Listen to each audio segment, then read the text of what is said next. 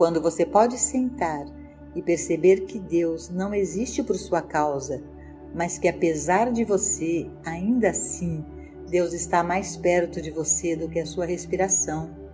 O lugar onde você está é solo sagrado, e onde está a presença do Senhor, existe liberdade e satisfação.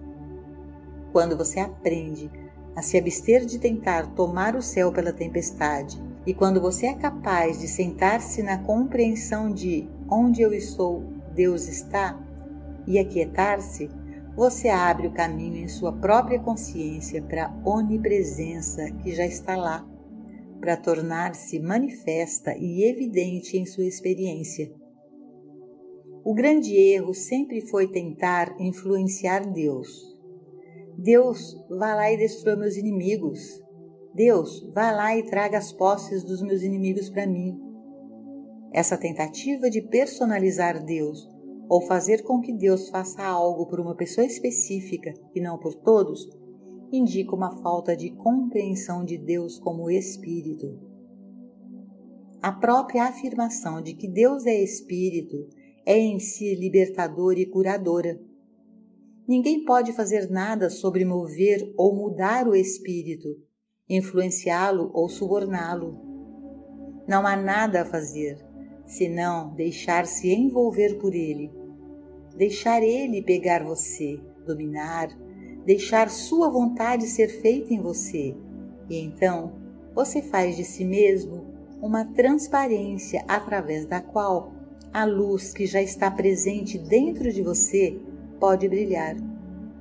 Não é uma luz que é obtida em livros ou de alguma forma de adoração ou de professores, mas uma luz que os livros ou a adoração ou os professores podem revelar para você como tendo existência dentro de você. A função do instrutor é desvendar a luz que já constitui o seu ser mais íntimo. A função do professor e do ensinamento é desvendar a presença do Espírito de Deus que está dentro de você, para que você possa, eventualmente, viver nesta convicção. Obrigado, Pai. Você e eu somos um. O que o Mestre disse é verdade. Eu nunca te deixarei, nem te desampararei. Eu estou contigo sempre, até o fim do mundo. Mas o professor revela a presença que está dizendo isso para você de dentro do seu próprio ser, lembrando que o Pai conhece sua necessidade antes de você e que é de seu bom grado dar-lhe o reino. Portanto, você pode descansar nesta compreensão. O Pai está dentro de mim. O reino de Deus está dentro de mim. A presença interior. Há uma presença divina em você, e é a função desta presença curar os doentes, ressuscitar os mortos, pregar o Evangelho, alimentar os famintos e perdoar os pecadores. Esta é a sua função. Nunca te deixou e nunca te deixará. Você poderia mudar sua religião 7 vezes, mas esta presença ainda estaria com você. Você poderia morar em um lugar onde ninguém nunca ouviu falar de qualquer igreja e a presença ainda estaria com você. Ela nunca te deixará, nem te abandonará. E lembre-se disso. Não depende de nada. Não é dependente nem mesmo de você ter um pensamento correto. Ela está sempre lá, mas você desfrutar de seus benefícios depende de você conhecer a verdade de sua onipresença. Gradualmente, à medida que você recebe a confirmação de dentro de si mesmo, é verdade que existe uma presença. A voz fala com você. Se ela fala audivelmente ou não, isso é de importância nenhuma, contanto que, de uma forma ou de outra, você sinta que está vivendo pela graça, não pelo poder, nem pela força, mas pela graça, por uma graça divina que opera tão livremente quanto as marés que vêm e voltam, ou o nascer e o pôr do sol, e sem dor. Não é uma questão de ganhar ou merecer isso. Como seres humanos, nunca podemos ganhar ou merecer a graça de Deus. E é por isso que nos é dito que devemos morrer diariamente e que devemos renascer do Espírito. A verdade é que, como filhos de Deus, somos herdeiros da graça de Deus. E tudo o que temos a fazer é reconhecer nossa filiação. E assim, enquanto ponderamos essas verdades básicas, à medida que aprendemos a certeza de que existe uma presença interior e aprendemos a relaxar nela, descobrimos que ela toma nossos pensamentos por nós, corrige e nos ilumina. Vai adiante de nós para endireitar os caminhos tortos. É uma influência de cura na mente e no corpo. É uma presença provedora. Mas ela faz tudo isso sem qualquer ajuda nossa, exceto pela nossa capacidade de relaxar nela. Ele me faz deitar em pastos verdejantes. Ele me conduz ao lado das águas tranquilas. Você vê, é sempre Ele. Ele executa a coisa que é designada para mim. Não o pequeno eu, mas Ele. O Senhor aperfeiçoará o que me concerne. Mas você não vê que Ele não pode fazer isso se nós segurarmos as rédeas e comandarmos toda a direção? Se pensarmos no que devemos comer, ou que devemos beber, ou no que vestiremos, não estamos deixando espaço para nenhum Ele. Fica só aquele pequeno eu, aquele eu que deveria estar morrendo diariamente para que a nossa identidade espiritual, possa renascer. Se você compreendeu o que eu disse até este ponto, você deve ser capaz de compreender a passagem. Na quietude e na confiança está a sua força. Na quietude e na confiança. Como você pode estar quieto? Como você pode ter confiança? A menos que você tenha essa consciência de uma graça interior, e você só pode ter essa consciência de uma graça interior quando começar a reconhecer sua natureza universal, reconhecer que ela pertence a todos os homens. Aqueles que não estão reconhecendo esta graça interior, nos é dito, são os milhares que caem à nossa esquerda e os 10.000 à nossa direita. Aqueles que, como o Mestre nos diz, não estão permanecendo na palavra, nem deixando a palavra permanecer neles, e que, portanto, são como um ramo de árvore que é cortado, murcha e seca. Portanto, nem todos se beneficiarão com esta verdade, só porque é verdade. Não, somente vocês que conhecem a verdade, permitem que a verdade os liberte.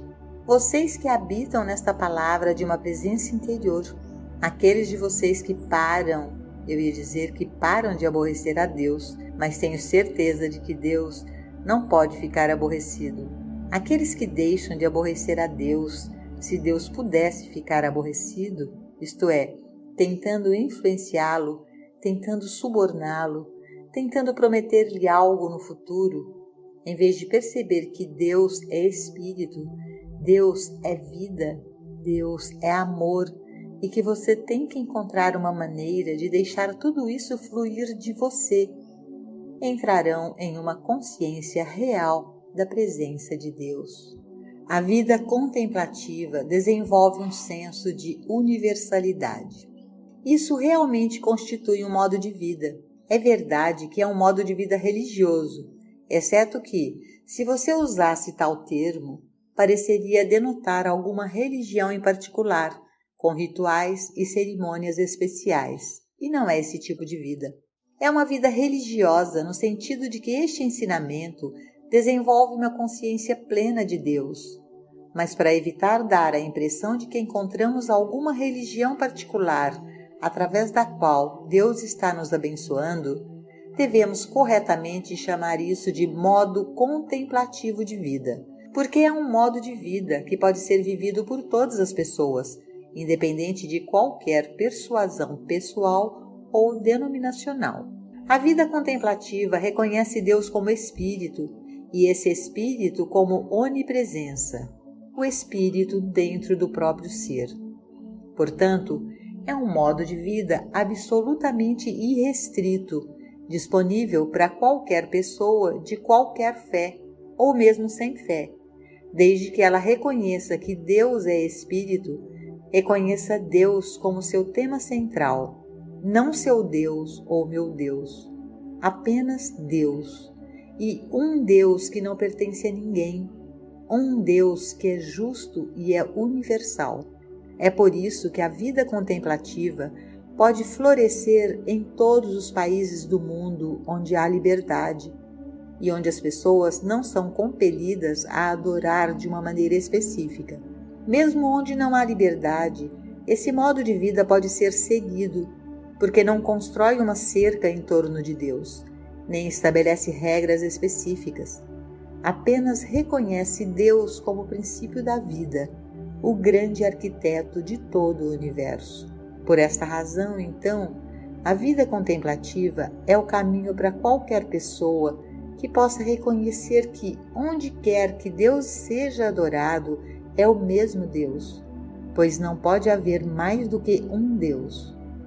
Seja entrando como hebreus em um templo com chapéus, ou como cristãos sem chapéus, como orientais sem sapatos, ou como cristãos com sapatos, tudo isso deve ser entendido como formas exteriores que não podem fazer diferença, e tudo que fazemos é adorar com qualquer maneira significativa de dedicação e santidade para nós.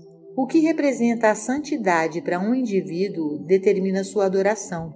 Se um indivíduo sente que está honrando a Deus mantendo seu chapéu, esta é meramente sua ideia de adoração e santidade. Mas o ato de usar ou não usar uma cobertura na cabeça não muda Deus. Se outro indivíduo sente que está honrando a Deus sem seus sapatos, esse ato é uma evidência da sinceridade da adoração daquele indivíduo. Portanto, quando você vive a vida contemplativa, você respeitará o muçulmano que tira seus sapatos e senta no chão, e você respeitará aqueles que têm outras formas cerimoniais de adoração, e você também respeitará aqueles que não têm nenhuma forma de adoração, porque você saberá que cada um, a seu modo, está se dedicando a Deus e não a seu Deus, porque Deus não é a posse de nenhuma pessoa. Existe somente Deus, e Deus é Espírito. O contemplativo, então, está, na verdade, preparando o caminho para a paz mundial, porque ele está reconhecendo que há apenas um Pai, um Deus, igualmente de todos, e que todos os homens em todos os lugares são irmãos e irmãs.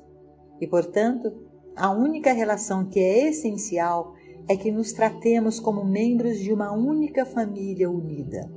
Fazer isso é amar o único e supremo Deus, mas é também amar o próximo como a si mesmo. Quando você reconhece Deus como Pai e todos os homens como irmãos, você acaba com uma das causas mais importantes da guerra. E quando ama o próximo como a si mesmo, você acaba com o outro, porque as controvérsias sobre religião e rivalidade comercial sempre foram reconhecidas como as duas principais causas de toda a guerra e discórdia. Outro resultado importante de aprender a amar a Deus supremamente e ao próximo como a si mesmo não é imediatamente aparente. Se você pode aceitar a Deus como Espírito, nunca mais poderá temer.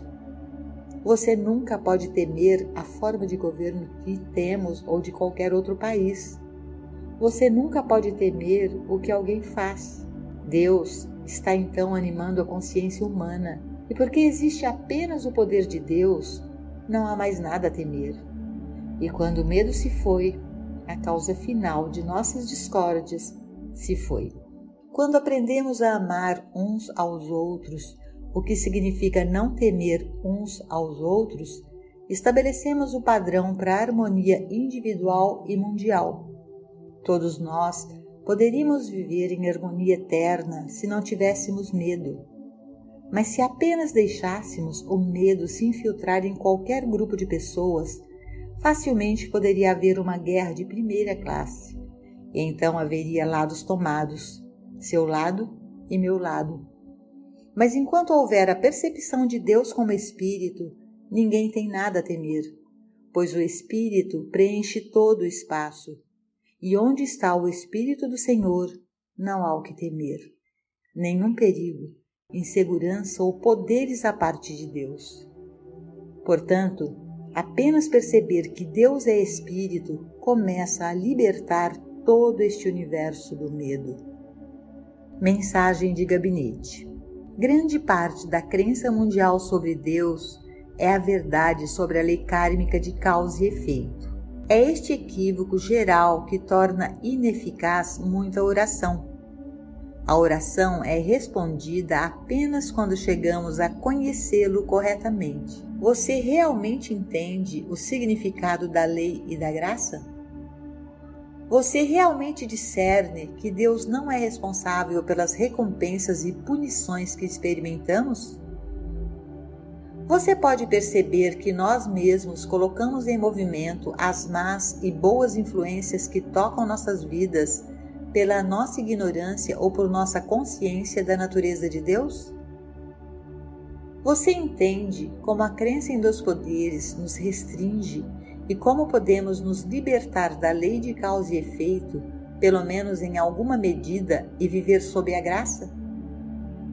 Nossos alunos devem sentir um profundo senso de responsabilidade por continuar o trabalho diário específico por uma realização de um governo espiritual universalmente expresso. Precisamos sentir o governo de Deus como uma lei universal de paz, justiça, vida e amor. Não que os mortais possam expressar essas qualidades, mas que Deus as expressa como seres individuais.